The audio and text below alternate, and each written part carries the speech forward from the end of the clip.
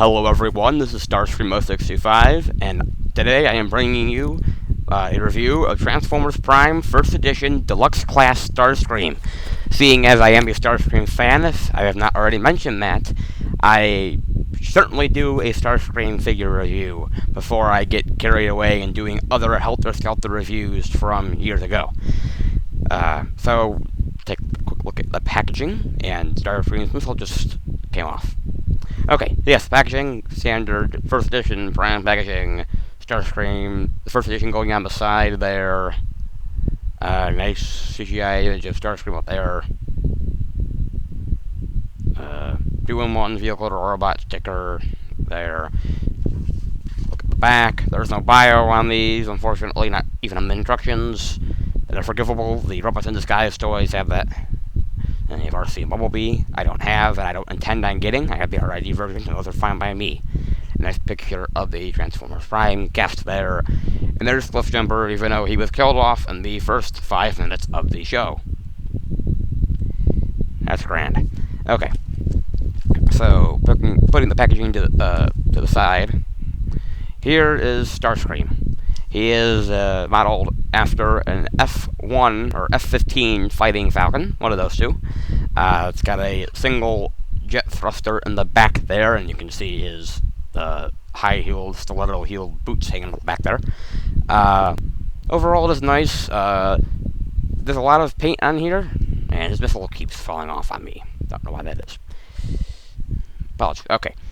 So, you have a lot of paint. You have a lot of red detailing, as you can see there, which goes into his robot mode chest. You have the silver there, which is the robot mode chest.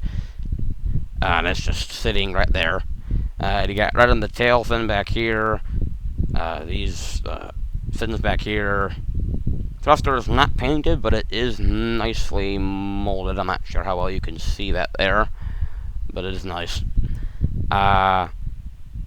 Take a look at the underside. You can see Starscream's legs right here. You can see his torso piece right there. Again, his toes are down here. And his spiky kneecaps. You have these missiles under here that you just plug in. They're rubbery. As you can see, I can bend them to and fro. They just peg in under with these slots here underneath the jet mode. There are 3 missile pods. I know that we have the 1 missile pod for the Robot in Disguise Voyager Class Starscream, which is right here. I'm not sure why I didn't do that for him, but it's fine. Still looks quite good on him. It's, it's not red, but neither is his head crest or whatever. It is quite small. This is my hand, and if you were to put here it is standing up, you put my hand here, and it's about as big as my hand, and there goes the missile again. So it is quite small, but he gets quite large fairly quickly. So for comparison, we will bring in Transformers Prime Robots in Disguise Voyager Class Starscream. You can see the Voyager Class Starscream there, and the First Edition Starscream there. They are drastically different in size and in bulk, for one thing. Voyager Class Starscream has this big, giant block of nothing hanging off his wing. Why I keep that there, I'll reveal in later videos. But you can tell that they are the same character, in my opinion, at least. Same color wings. They got the single jet thruster in the back, even though this one is painted. But again, we're not reviewing this figure. We're reviewing the first edition figure. So, that's enough for size comparisons. So, let us get down to the transformation of Starscream. Let me raise the stage up here. One moment.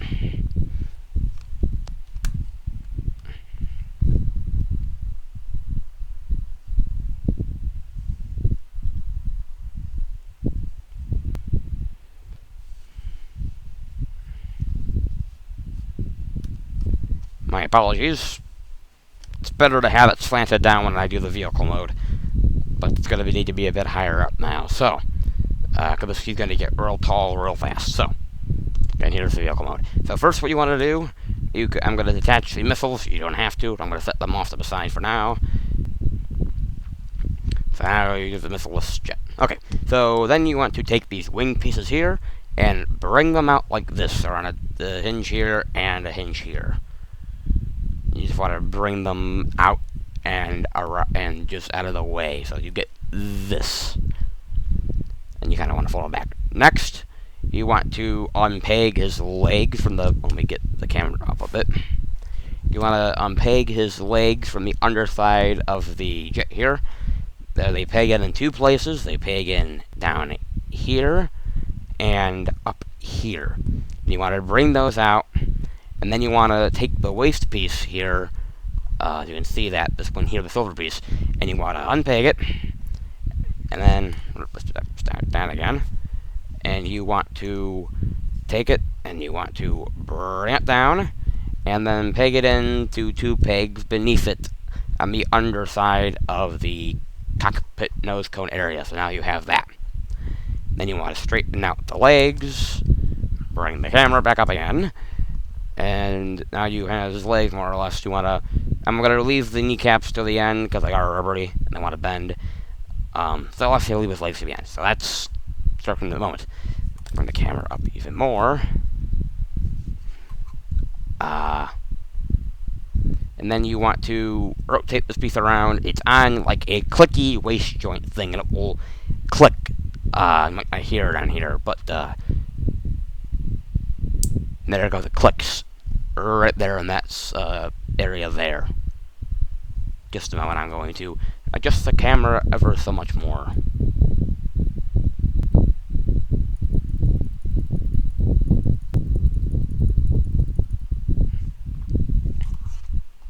Okay, that's better.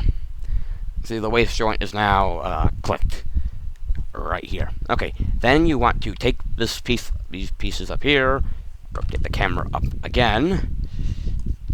It gets real tall real fast. You want to take these pieces here, and you want to separate them from the thruster piece.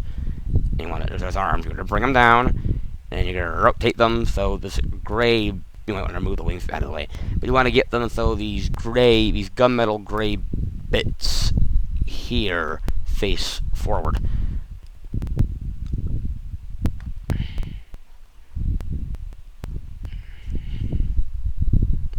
Okay, so now you have this. Then you want to take this back piece here, and you want to bring it down onto his back, and you want to split the tail fin into two pieces. Then you want to take the thruster, you want to bring it down on the hinge, and you want to rotate it on its hinge, and then you want to take the peg on the split nose cone, or on the split tail fin, and you're going to peg that in to the back of that assembly I just pulled down, like so, and then you want to bring the thruster down onto his back, so it's kind of like a jetpack, even though he doesn't release a jetpack, he just flies in the show when he transforms.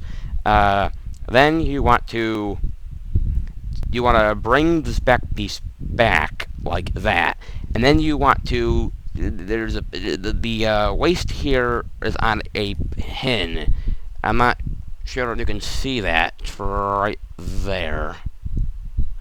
And you want to bring the chest down. It's going to make his hunchback look like so. So you got this, and then you got that. And then you want to, now that frees up his head, it's inside his chest. You want to bring his head out. There it is. And then you want to bring that back assembly forward, and there's going to be two pegs. There's going to be a peg. I'm not sure if you can see this. There's a peg there and a peg there. And you're going to bring the back assembly up. You're going to fold it out itself, and then you're going to have it slot into those two little holes there. And it'll click in. And then you're going to bring Starscream's head down to this neck piece here, and it will click in like that. And then bring his neck down, and you want to take his neck, or his head crest, and you want to bring that down with your thumb, and it will go straight onto his head, like so. we're almost done. And you can position his wings how you want. I like them like this. So, take his arms. You want to, first of all, they're on a pin here. You can see there they're on a pin. You want to take them, you're going to slide them out. They'll be click and stop. Then you're going to rotate them at the elbow. You're going to bring down the hand. And then you're going to flip up this piece here. And bring his hand down. It's one arm done. Do it on the other side. Like so. Flip that up. Now you got his arms. And then to finish off his feet, you want to take his, bring his the camera back down. One moment. Yes, and he fell over, ladies and gentlemen. You want to bring these pieces up like that. Make his spiky kneecap things. You got to go to the back, and you're gonna wrench out of this back of his legs these little thin pieces like that on the Voyager mold that are molded in red. And then you want to take his feet. They're all folded in down there, and you want to fold them out. And you have to, depending on the pose that you want to get out of them, you have to kind of, because there's two pieces, and he stands quite stably. You just got to get them in the right position for how you want him to stand. So right now we're going to have him stand straight up. Therefore, I got to adjust that accordingly. So give me just a moment to get him to stand for us.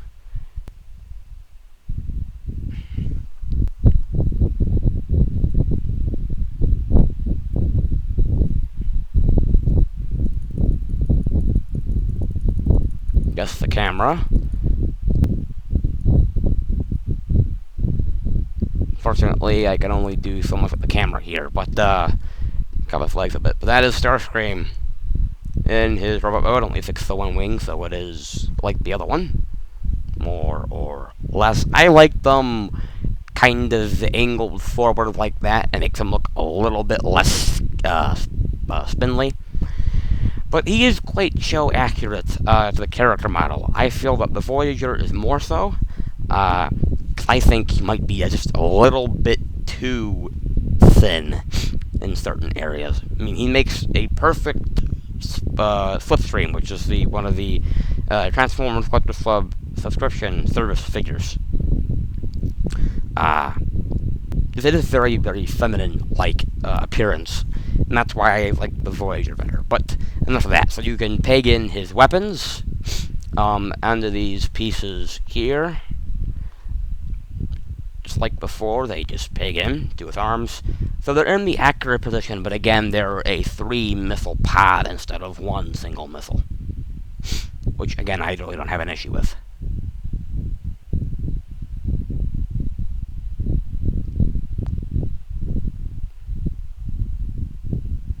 Okay, so there you have Starscream with his missiles on his arms. And they're just an unpainted gray plastic color. So for posability, let's go up top of his body and zoom in.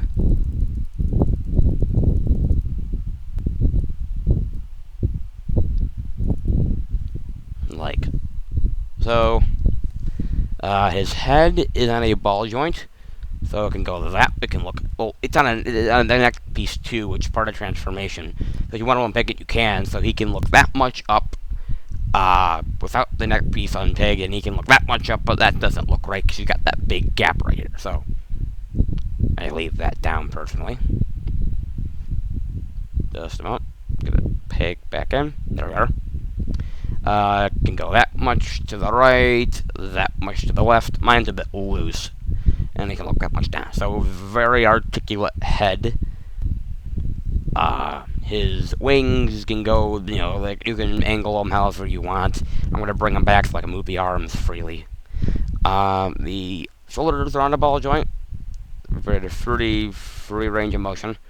And they're also on a hinge on the neck there. So they can go up like that too, which is nice. You got a swivel beneath the shoulder piece, like that. So you can rotate it like that, and you got a nice 90-degree the elbow, and his hands are in a double joint, and they are molded in like how they are, like that. And that is a nice hand sculpt, as you can see. Reminds you of the karate chop fist that Vortex has when he combines with Bruticus, though, Fall Cybertron Line. But again, we're reviewing Starscream and not Fall Cybertron Vortex.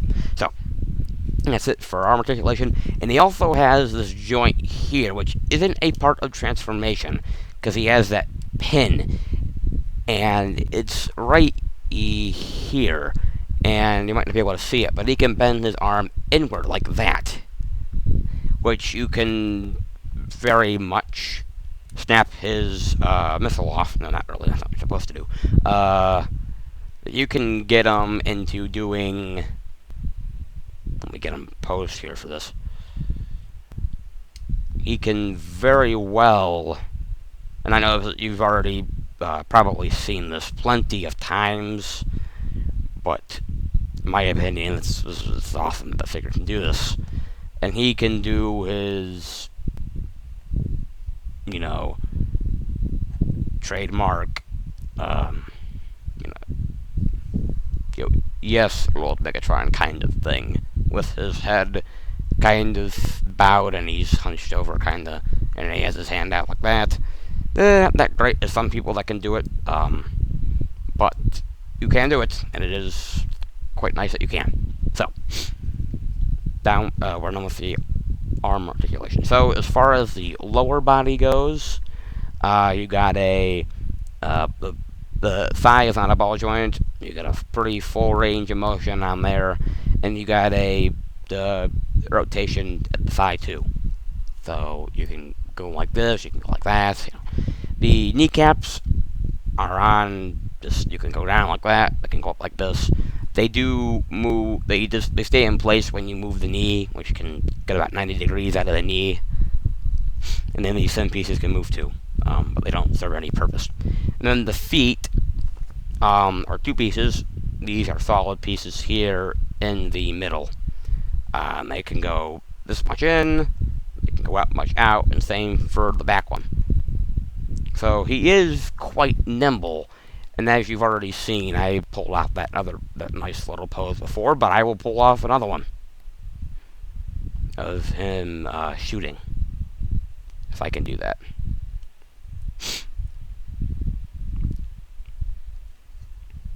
One moment.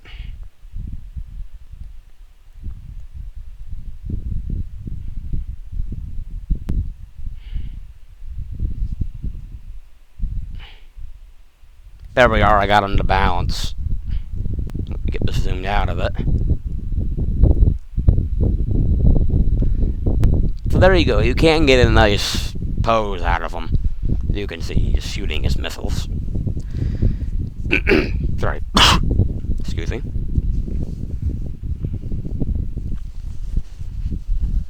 So that is quite nice that he can pose as nicely as he can.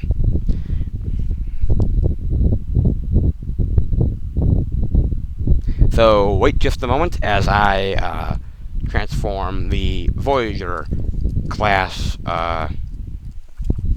RID figure, as the video program that I use cannot pause. It can only stop, as far as I am concerned. So let me... No, who am I kidding? I'm not going to make you sit here and wait. You've seen already much... enough comparisons. I will just bring in, because I was going to do this anyways. Let me get Starscream straightened out here.